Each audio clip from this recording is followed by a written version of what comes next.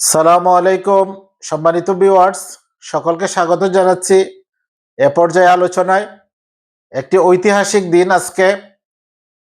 আপনারা নিশ্চয় জেনেছেন, জাতিসংঘের সাধারণ পরিষদের অধিবেশনে সফররত বাংলাদেশ সরকারের অন্তর্বর্তী প্রধান প্রফেসর মোহাম্মদ ইউনূসের সাথে মার্কিন প্রেসিডেন্টের ঐতিহাসিক অবিশ্বাস্য এক বৈঠক হয়েছে, দ্বিপাক্ষিক বৈঠক, যা গত 30 বছরে কোনো বাংলাদেশ সরকার প্রধানের সাথে এটাই মার্কিন প্রেসিডেন্টের বৈঠক।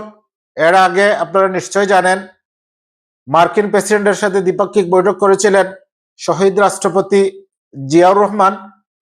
আবার বৈঠক হয়েছিল 30 বছর আগে, যখন মার্কিন প্রেসিডেন্ট বিল ক্লিন্টন বাংলাদেশে সফরে এসেছিলেন। তৎকালীন সরকার প্রধানের সাথে বৈঠক হয়েছিল বাংলাদেশে।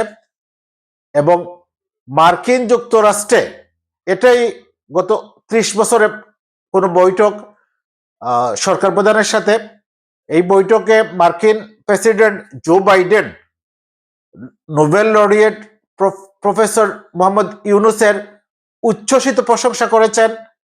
সরকারের সার্বিক সমর্থনের কথা তিনি পুনর্ব্যক্ত করেছেন এবং বাংলাদেশের সংস্কার ক্ষেত্রে মার্কিন যুক্তরাষ্ট্র তারা কাজ করতে চায় বলে তিনি আশাবাদ ব্যক্ত করেছেন এবং এই আশ্বাসও দিয়েছেন, বাংলাদেশের যে কোনো প্রয়োজনে প্রফেসর মোহাম্মদ ইউনূসের যে কোনো প্রয়োজনে মার্কিন যুক্তরাষ্ট্রের প্রেসিডেন্ট এবং মার্কিন যুক্তরাষ্ট্রের সরকার সব সময় তারা কাজ করতে চায়।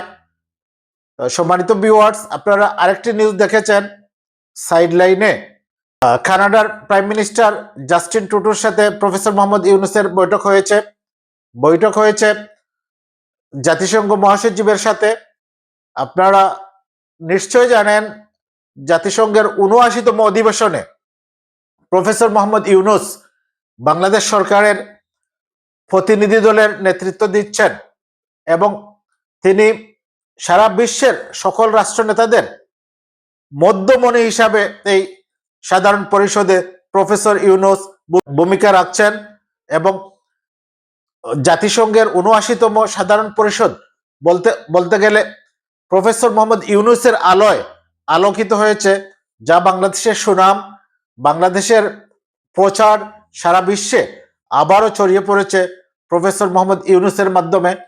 বলেছেন তার সরকার বাংলাদেশের সকল সংস্কার করতে বদ্ধপরিকর, বাংলাদেশ গণতান্ত্রিক পথে ফিরিয়ে আনার জন্য তিনি কাজ করবেন।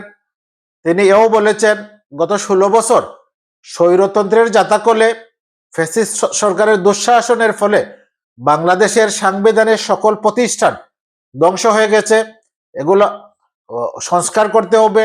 আবার মূল ট্র্যাকে মানে গণতান্ত্রিক প্রক্রিয়ায়, সাংবিধানিক প্রক্রিয়ায় ফিরিয়ে নিয়ে আসতে হবে বলে তিনি বিশ্ব নেতাদেরকে আশ্বস্ত করেছেন এবং সকলের সহযোগিতা কামনা করেছেন। সম্মানিত ভিউয়ার্স, এই ছিল এখানকার মতো। সবার জন্য শুভকামনা। আল্লাহ হাফিজ।